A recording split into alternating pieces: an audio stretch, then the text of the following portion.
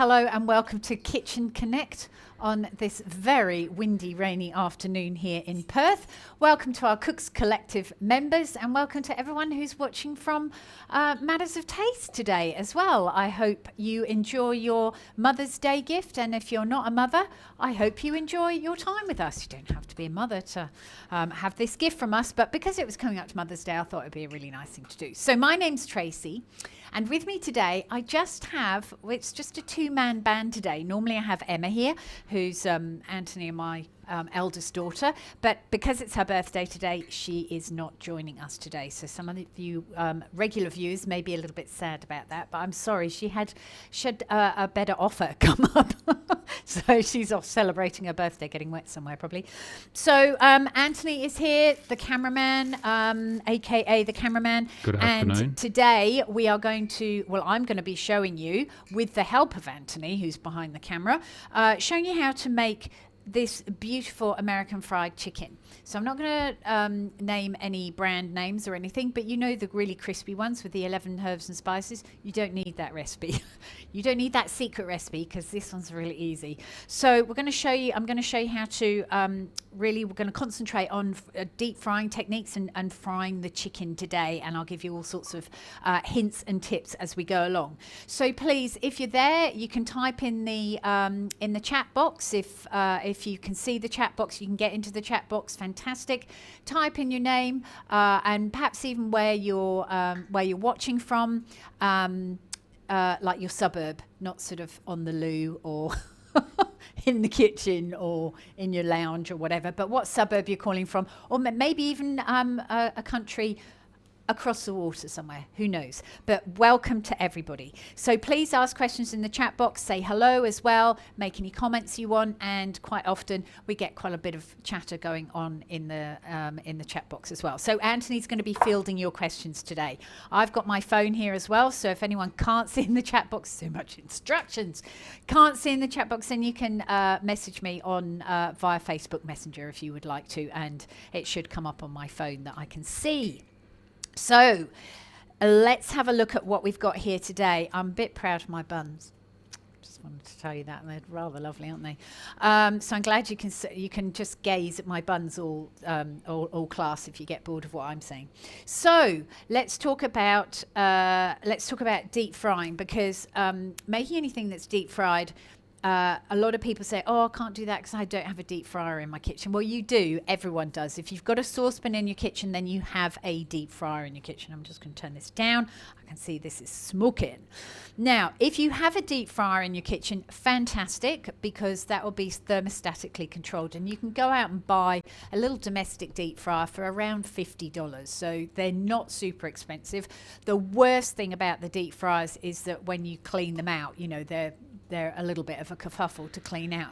But I tell you what, when you're actually eating a beautiful fried chicken burger, or fried chicken, lots of beautiful vegetables or salad or whatever, you'll go, oh my gosh, what a treat this is.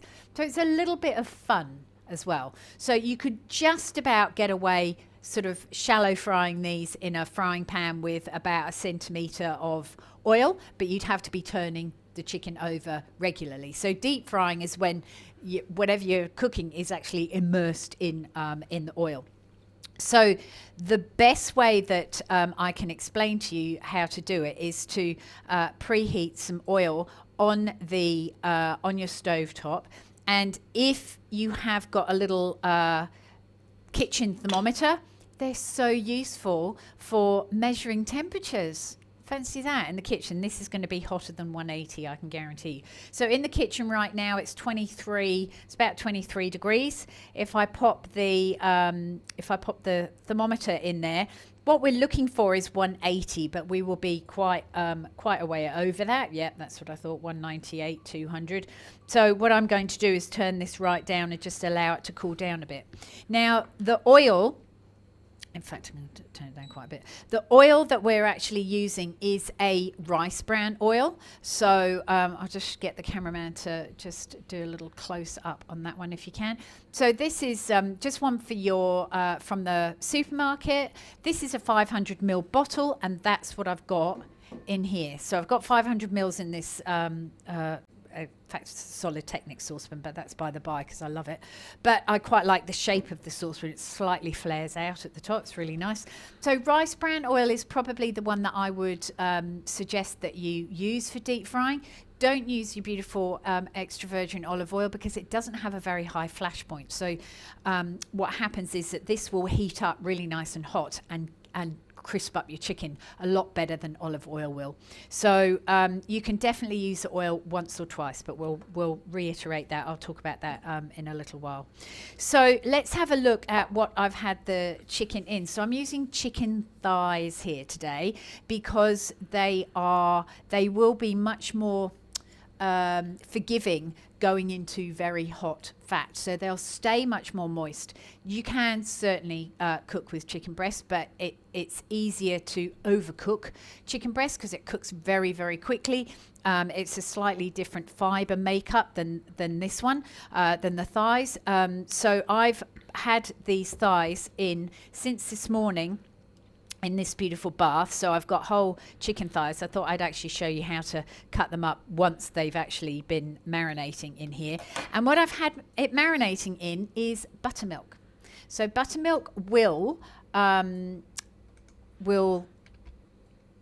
it. This is just I always go the wrong way around. This is a Browns one, so WA one. Sorry, let me just leave it on there. So it's a WA one, 500 mils. You could probably get away with a little bit less, but I did it in this big dish because that's what I did it in. So you could probably get away with, I don't know, 300 mils if you have your chicken thighs slightly more packed together, but this is giving me a little extra space so it doesn't sort of splash all over the place. So buttermilk is... I think it had a really good thing on here, I thought, where it actually explained what buttermilk is. But it is, yeah, it doesn't. Anyway, we'll look that up, or somebody else will tell me what exactly is buttermilk and how do they get it. Now, no, we do it. We do it in the class. So we make butter in one of our classes, and when we're whipping the cream, the thing that's left over is the buttermilk. Now, it's not as thick, quite as thick as that buttermilk. I don't know whether they put thickness in there. This would be interesting to... milk, skim milk, solids, live cultures contains milk. So that's probably set and sort of gone a little bit thicker because of the live cultures. So that's perfect. That's a really good product. And the other thing that I've put in there is mild paprika. So of course we love the herby spices. This lovely Spanish mild paprika. If you've had your paprika in the in the pantry for since 1976, then you might want to actually get rid of it and start again, because it's not going to give you very much flavour. So it's had paprika, it's had salt, so I've used the Murray River salt flakes, and it's had some pepper put in there as well. Just want to show you our little pepper mill if you've never seen these before. I love them. So there's the Dream Farm pepper mill. So that's had pepper in it as well. So that's been marinating. We're 3 o'clock. It's probably been marinating for a good 6 hours in there. So if you can do it, you can either do it overnight when you go to bed, get up, do everything you need to do in the day, and it'll be beautifully ready for you to cook in the evening. So the buttermilk will really soften up and tenderize that chicken, as well as giving it a really lovely flavor. So in here I've got 150 grams of plain flour, and because we're right in the middle of COVID, I've only got baker's flour here, so I've been doing all my cooking with baker's flour. It's perfectly all right. There's nothing wrong with it. People have been asking me, can you cook cakes and muffins and all the other things and make pastry with baker's flour? Yes, you can. All you want to avoid is overworking the baker's flour, so it activates the gluten in it. So it's high gluten flour.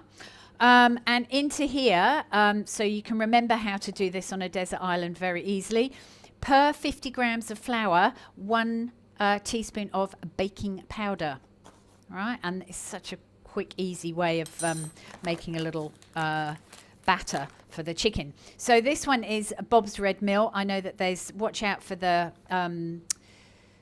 Watch out for the brands that have aluminium in them as well. So this one has got no added aluminium, and I love it, but I think it comes from the US. So, or am I? Yeah, it is from the US. So I'm sure there would be an Australian one made over here, but I don't know off the top of my head. So if anyone has got an Australian aluminium-free baking powder in their pantry, let me know. All right, so here is a chicken thigh. So usually a chicken thigh, one side is bigger than the other. So what I'm going to do with this one is just slightly cut that like that, and then I'm probably going to cut this on a sort of a little angle. So it's almost like I show people how to cut the chicken breast in medallions, just so that we've got a little bit more. They're all about they become all the same size, and as in thickness wise, and it's just a lot easier to make sure that we're cooking all of these really quite in a similar manner, if they're all the same size, because if you cooked the whole thigh, you're going to get one side is going to be cooked before the rest of it. So I'll just pop these in there like this. So don't be too concerned about this. Just cut it into 3 pieces, and then I'm going to make, this is enough for 4 burgers. So some of these thighs are a little bit bigger than the others. So that's why I quite like cutting them into thinner pieces, because then you can sort of even them out when you actually serve them up. And I'm leaving the fat on because it gives a lot of flavour. So just using my lovely Dream Farm board that you can flip the edges up so that nothing, until I make a huge mess there, nothing actually goes out over the edges, none of the drippy bits.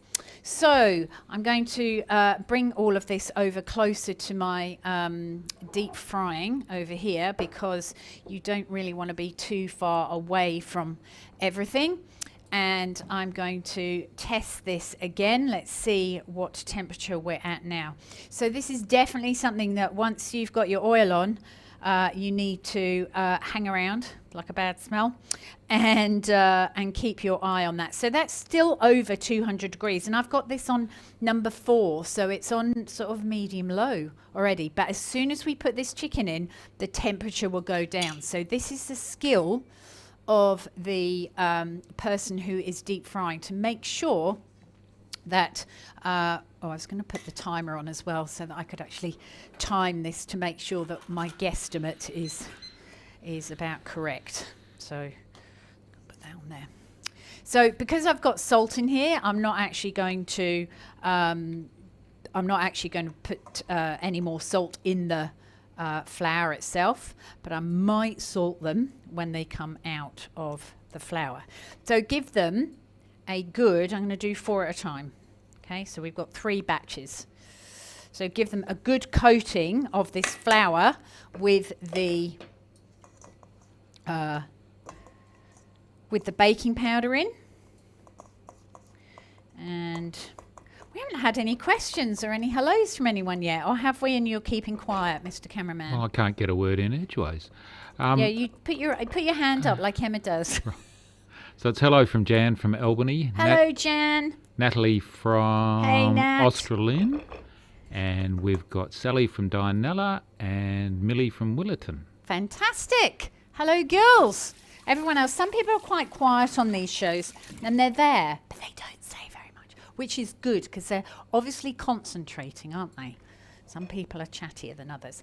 So make sure you've got a decent amount of flour on, and into the oil it goes. So I'm going to turn this oil up, because I know that the temperature will come down. I always find the first batch is like the best.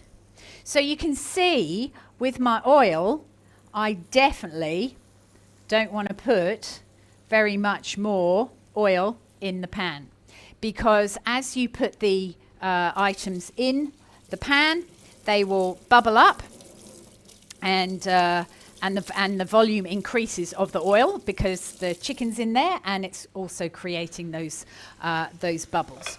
So you do have to be a little bit careful of this. Is the chicken straight out of the fridge? I can't hear you. They might be able to, but I can't hear you. Just saying. Is the chicken straight out of the fridge, Natalie? The chicken has come out of the fridge. Was that Natalie? Yes. Good question, because she knows normally that I would say definitely take the chicken out of the fridge beforehand. I'm going to keep this up because I can hear. Definitely take the chicken out of the fridge beforehand. Didn't put my timer on. Because if you have stone cold chicken thighs in this buttermilk and you pop them into the deep fryer, it's just going to pull that temperature right down. It'd be interesting to see what the temperature is now. Let's have a little look. And this is what you need to do to really sort of get to know and understand. See, we're at 41, 43. So it's definitely cooled down a lot. The thermometer's just 150. See how we're not at 180 anywhere near it now. 152 it's stopped at. So we need to keep that sort of turned up a little bit, because the otherwise the chicken, and some of this is already coming off this, but otherwise the chicken is not going to crisp up. And yeah, some of the crispy flour batter is made from the buttermilk as well. Some of the crispy flour can also come off. So we need to try and get that oil back up to 180 as quickly as possible. So that, and I don't know whether you can hear the sizzling, but my ears are so attuned to cooking sounds that I know that that's coming back up to temperature, now, because it just gets a little bit louder, the sizzle. Now this is Carol. Carol said, I believe you can make buttermilk by adding a small amount of vinegar to normal milk. Okay, that's souring the milk as well. So yes, that's more like sour milk, but it's because buttermilk doesn't really have any sort of souring agents in per se, but if that's what Google says, give it a go. I don't know whether you've looked up on Google or whether you're a farmer's, a dairy farmer's daughter from way back. Look at that. Carol Cromlin. And you just know that. It was Carol Cromlin, Trace. Beg your pardon, Anthony? It was Carol Cromlin. Oh, Carol Cromlin. Well, Carol, you would definitely know. I trust you. Definitely, definitely. Okay. Here's our first batch of chicken. I'm going to come, while this is just heating up, I'm going to come around here and just show you up close. Can you see that? How is that? Beautiful. Absolutely gorgeous. So all deep fried food cries out for a little bit of salt. All right, so we'll keep frying because we've got another couple of batches to go. So you can sort of get a little slotted spoon and clean it out if you want to at this point in time. So we're up to 165. Okay, by the time I have done my next 4 pieces, we should be all right for this. These are slightly smaller pieces as well I'm getting. Let's just find that last. And there we go, last small piece. And we'll give that a bit of a... So don't sort of wash all the flour off, all the buttermilk off your chicken, because this is what gives it that lovely sort of crinkly... Oh, use your... don't tongs. do it like this. Use No. your tongs, all right? Safety first. But this is what gives this lovely crinkly exterior on the chicken. If you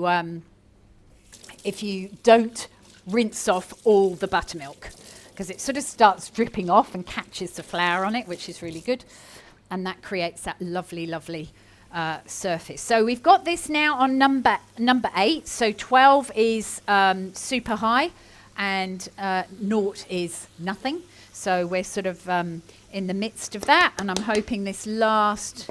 Oh, did I cut these correctly? Oh yes, there's the 4th bit. I'm like, I'm sure 3/4 are 12, and I'm sure I had 4 thighs, and I cut each thigh into 3s. So anyway, there we go. So we'll leave those cooking away just for a couple of minutes. We'll come back. So I want to talk to you. These ones will also be resting, bearing in mind these chicken thighs, because they'll carry on cooking. Just try and not keep on cutting them in half. So you need to sort of feel them to sort of feel whether they're done. So chicken thighs are much more springy than chicken breasts. When you cook, if you cook a chicken thigh and a chicken breast next to each other, the chicken breast actually gets really quite firm, but the thighs stay a little bit springy because it's got lots of sort of different little bits of meat, whereas the chicken breast is one big bit of meat. So just bear that in mind when you're testing out for doneness on there as well. So I'm just going to quickly wipe this buttermilk that I said that I didn't spill, but I did really. And we'll look at what else we've got. I've got to go in the buns. So it's totally up to you what you put inside your burger buns, obviously. But I love a little bit of cabbage. Purple cabbage is lovely because it has all the good things. I can't remember what vitamin it is. Hayley will be cross with me. Well, she won't really be cross with me. That was a bit... She's listening. She's looking forward to dinner, she said. Oh, Hayley's looking forward to dinner. What has the red cabbage got in it, Hayley, that's good for our eyesight? Vitamin something. One of the vitamins, so it's good for our eyesight. Yes, you can definitely put white cabbage in, but this has got a little extra goodness in it. And, of course, the colour looks really fantastic as well, doesn't it? Really fantastic. Oh, look at that. See, look at that. Chicken's just almost catching on the bottom because now I've got it too high. I'm going to turn that off. Vitamin A. Vitamin A. Thank you, Hayley. Thank you, thank you. I'll turn that on. I reckon probably only about another minute for those, and then we've got our last batch. So vitamin A. So I've got some little cherry tomatoes. Personally, I'm not too keen on having tomato in my burger because when you bite into it, it all runs down your arm. It does with me anyway. So I'm not a very good burger eater, obviously. I'm a better cooker of burgers than eater of burgers. So I always like to have my tomatoes served separately. And I'm just going to use my little mandolin to get this red cabbage cut up to put in the burgers as well. So this will add a nice bit of crunch as well as colour and vitamin A. Did she say A? A. Yes, vitamin A. I also found watercress in the shops when I was out shopping. So I decided absolutely definitely, just looking at my timer, absolutely definitely I could, let me just bring this over here. I do tend to splash all over the place. That I would love a bit of watercress in my chicken burger. Yeah, these are really good. And I tell you what, before I forget, they actually reheat really, really well in the oven as well. So you can get them, quite well crisped back up in the oven.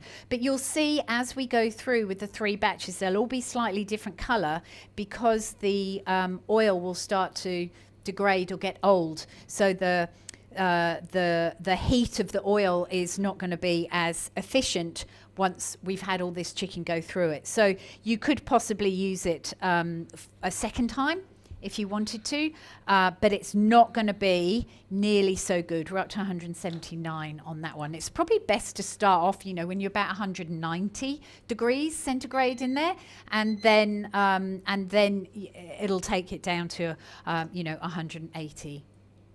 Do you have another question, Mr. Cameraman? I did. Joanna Marsh said she wishes you were her mum. Oh, Joanna. Thank you, but I'm quite busy, so I'm not taking on any more children at this stage of the game. But, yeah, actually, we were just talking about, because Hayley's studying nutrition today, and we were just talking about she's doing a part of her nutrition study at the moment is parenting and how you're brought up with, sort of understanding food in different ways, different houses, different homes. Some people have food as, I'm just going to put a little bit more flour on there. Look, it's just run out. As just something to eat, just so that it can sustain you. And other people eat for pleasure. This one's not going to be as crispy because it hasn't got any baking powder on, but I'll have this one because I'm a mummy and I know I can have all those rubbish bits. So yeah, it was really interesting because Hayley was saying like I think she thought that her upbringing was really quite different, or not quite different, but quite sort of removed from other people's. And I said, well, when your mum's a chef, you know, you can't, and loves cooking, because I know some chefs are chefs and they don't like cooking very much, which doesn't really make their food taste very nice. But I always encourage them to eat something new. So she has been brought up sort of knowing that she can try something, and why doesn't she like it? Is it texture or is it flavor that she doesn't like? And then she really gets to understand as a young person what her likes and dislikes are and why. I mean, everyone's got a food that they probably don't like very much. I mean, as a grown-up, you sort of eat anything and everything, don't you? Well, I do anyway. And I can sort of stomach anything. But there are some things that I'd prefer not to eat and other things that I would prefer to eat. So everyone's got their likes and dislikes. And I think it's great to be able to listen to the kids. I do when we're doing classes here as well. And I talk to them all the time about their, their likes and their dislikes. And I say, it's okay for you to dislike something, but you've got to tell me why. Is it the texture? Is it the flavour? So we talk about taste education, which I think is really important. So everything is ready here. I've got watercress. You can use rocket. You can use any sort of soft lettuce leaves if you want to. If you want to put your tomatoes in your burgers, go for it. I'd slice them up first, but I've got some little cherry ones here. Cucumber is fantastic with this. Because the chicken is really quite rich, it's quite nice to have something fresh like a cucumber or sharp like a pickle to put in here. And I'm going to also use some Kewpie mayonnaise, which is terribly naughty, but if we're having fried chicken, we might as well have Kewpie mayonnaise as well. So this is a Japanese mayonnaise with a beautiful, very smooth texture. I'm probably betting it's got sugar in it. Distilled vinegar. Okay, oh, it hasn't. Soybean oil, egg yolk, distilled vinegar, salt, rice vinegar, water, has got MSG, spices, contains mustard. So actually it's got no sugar in it. Maybe that's why I like it. It's more, but it's just the texture is just very amazing. nice, though. But don't eat it every day of the week. So let's turn these chicken lickens over. We're just about ready with those ones. Won't need them anyway. I'm just going to do up a couple of these. Buns. Question from Millie. Yep, I'm listening. Sorry, I'm going to turn that off and just get another bowl to quickly whip these into. Yes, Millie. She's asked, did I miss how long have the chicken pieces taken to cook, and how do you tell if they're cooked enough? Couple of minutes each side, and it depends on the thickness. It depends on the thickness of the chicken as to how long it takes to cook, but about a couple of minutes each side, remembering that it is totally surrounded by the heat. So it's not like it's just cooking on one side and then you're turning it over. It's totally surrounded by the heat, so they do cook relatively quickly. And if you leave them to rest as well, then you'll find that they'll be really fantastic as well. So I'm just going to take these ones out quickly, just before they all break apart, because this oil has just about had it, only because I sort of had this oil on a little while before the filming starts. I'm just going to set that aside. They're perfectly all right to eat, but they just don't look quite as pretty as the other ones. I have to tell you everything, don't I? I never ever tell fibs on this. So let's have a look at pickling. So these were some pickles that Bri actually did before COVID, and these are her speciality. So on the Cooks Collective, we have loads of technique videos and little learn videos. And this is one of them, how to make your own pickle, quick sort of pickle. It doesn't take very long to make this at all. We use apple cider vinegar. And what I do is you don't necessarily have to have all the liquid being apple cider vinegar. So what I do is with the salt and the sugar, because basically we got salt, sugar, and vinegar, and a little bit of water, because I don't like it quite as vinegary. And I just dissolve the salt and the sugar in the water, and then add the apple cider vinegar when the water with the salt and the sugar in is cold, because apple cider vinegar's got the mother in. I meant to bring over a bottle. It's got the mother in, so it's really good for your gut. So it's like a fermented. It's got almost like a SCOBY, like a symbiotic cultures of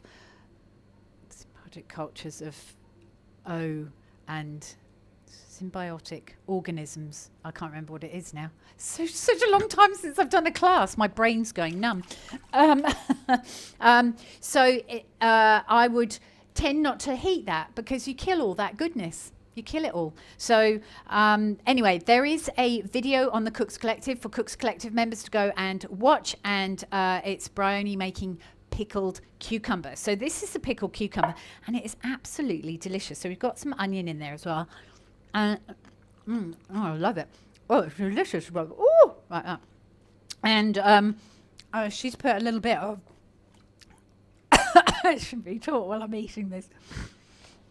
She's put a little bit of and it makes your voice go funny.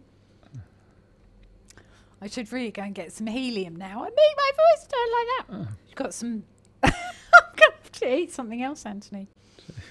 What can I say?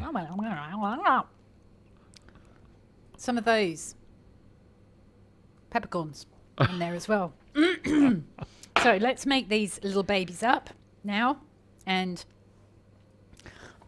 this brioche, oh my gosh, make it. If you're a Cooks Collective member out there, go online, have a look at all the if the information that we've got on bread making. There's so many different breads on the Cooks Collective, honestly.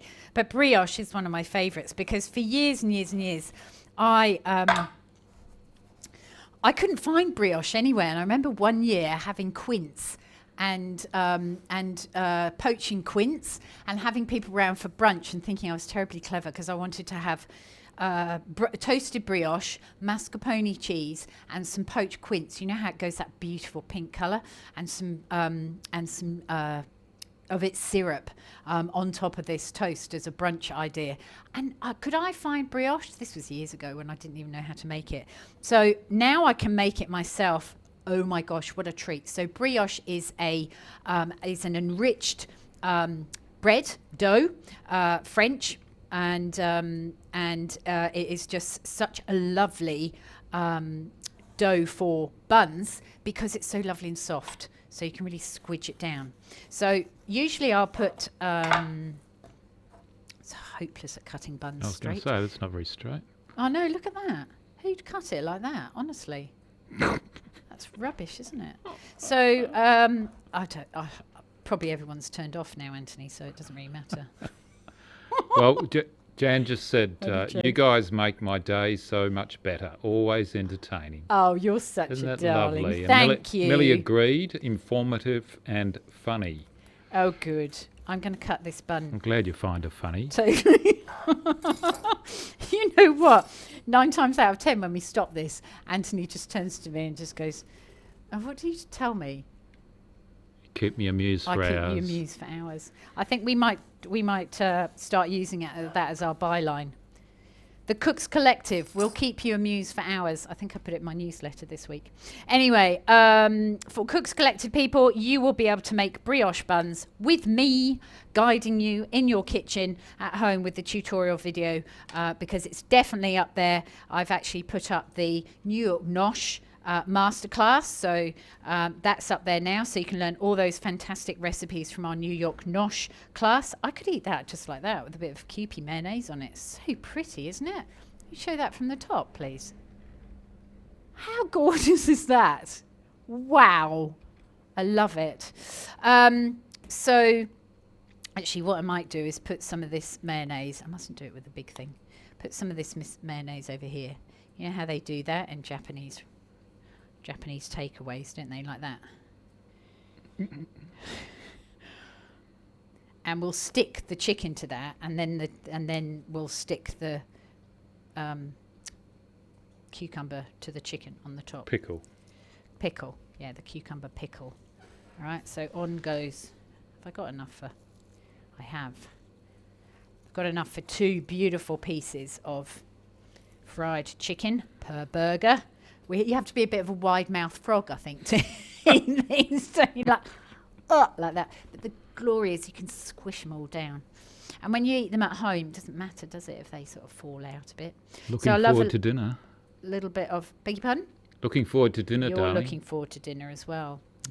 Oh, I don't know. Does anyone else out there get that wonderful feeling of when you make dinner for people, when you give them a nice dinner, that you're actually like keeping them alive and sustaining them, and you know what a pleasure it is to cook for people who actually sort of go, oh, delicious, that's just yummy, like that. Don't know. I love it. I love it. So here we are. Oh, beautiful. So you can buy burger buns, you can buy brioche, you can buy anything these days, can't you? So you don't have to make them. Oh, my tomatoes. Let's put them on a clean board so that we look professional. I've got no idea what it looks like from that side. I hope you can see all the lovely colours there as well. And I'm just going to, actually that one's a nice one, like, whoa, like that. And I'm just going to get some little sticks to stick in there so that they don't actually sort of fall over. I'm just going to scatter a few tomatoes around, because that's how you get people to eat things, isn't it? If you sort of pop these tomatoes on there like that, then hopefully someone will come and go, oh, delicious, and eat that mouthful of burger, mouthful of tomato. Let me see if I've got some sticks. Yes, I have got some sticks. We'll pop that in there like that, just like you were going out to a cafe or the pub. Hey, absolutely delicious. I'm just going to put this in the right place now, because the cameraman's clicking his fingers at me. Can you imagine that? There we go. Lovely. Is that pretty? Is that pretty? We're just going to take that little bit of thing off there. So with the leftover oil, you can definitely strain the oil and pop it into a glass bottle and keep it aside. Just put used once for chicken, if you've used it for chicken. Otherwise, if you've used it for fish, don't write use once for chicken, because you haven't. No. Use once for fish. And you can use it a couple of times. Don't leave it in the pantry for too long, because what you'll find is that it will go rancid. So just watch out for that. Be a little bit careful for that. Just before we go, our lovely pepper mills. I was just going to tell you about these.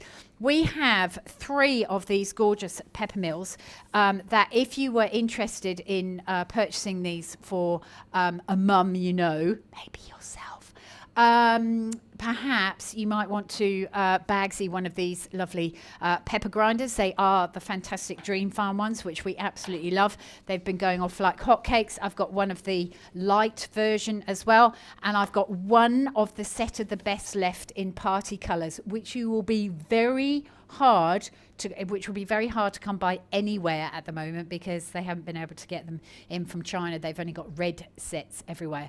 So there's one of these as well. So if you think that one of those might be a good Mother's Day gift, you can always email or text us or put a message in here, and we'll put one of those aside for you to come and pick up. We are open on Friday because of our fruit and veggie boxes, which if you would want to order one of those as well, you can go onto our website and do that and come and pick it up from me on Friday. We get all this beautiful fruit and veggies from Southern Forest every week on a Friday, delivered here and to Jollymont and North Perth?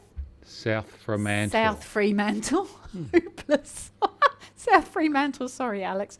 And Jollymont, South Fremantle, Bicton and Mount Pleasant. Those are the 4 areas that you can come pick up from. You'll find out all about that on our website. Yes. Now, I thought, because it's Mother's Day coming up, that we should have a special on the Cooks Collective. So I think 25% off if you go and sign up in the next 24 hours and put the word mum in the discount code area when you sign into the Cooks Collective. You can get it for 25% off. That's fantastic. So a year is usually $96, and you can work out what 25% off that Yeah, is. it's That's around amazing. $75. There are hundreds of our beautiful videos and everything up there. Share the love, tell somebody else about it. But that is our Mother's Day offer to everybody. And it really is, it's like, I was thinking about it the other day in the car. Is it like Matters of Taste on steroids? But we don't really say that sort of thing. Like it's all of this up here in digital format on a website, and I just keep adding more and more and more and more to it. Like these burgers are on there now. Tomorrow's vegan carrot cake is on there. I've just done a beautiful swirly chocolate lint sea salt and caramel cheesecake for next week as well. We're going to be doing, what else are we doing next week? We're doing orzo with Greek lamb and feta. Oh my gosh, delicious. I did it the other day. Anthony's like, this is nice. And I'm also going to show you how to cook polenta next week as well. So, and with a sausage ragu and garlic mushrooms. So that's what's coming up next week. So we would love you to join us back here again. $6.60, that's all for a little show. And it's really helping keeping our doors open here at Matters of Taste, so that when all this COVID stuff is gone, we can reopen. So please join the Cooks Collective. Use the code MUM on the checkout, and it will automatically take 25% off for you. And of course, if they join the Cooks Collective, they can watch Kitchen Connect at no charge. At no charge. You can catch up whenever you want to. So it's included in the Cooks Collective, this Kitchen Connect 3 times a week at the moment. So thank you very much for watching. Enjoy cooking your crispy fried chicken. Cook it with a nice salad or something. Well, don't cook the salad, but do it with a nice salad, or do it with some gorgeous vegetables. Even something like ratatouille would be nice. Oh, delicious. Anyway, I'm going to love you and leave you. Thank you for watching. It's been great to be with you today. Enjoy your cooking. Stay safe, stay warm and cozy inside. And I will look forward to seeing you tomorrow for Kitchen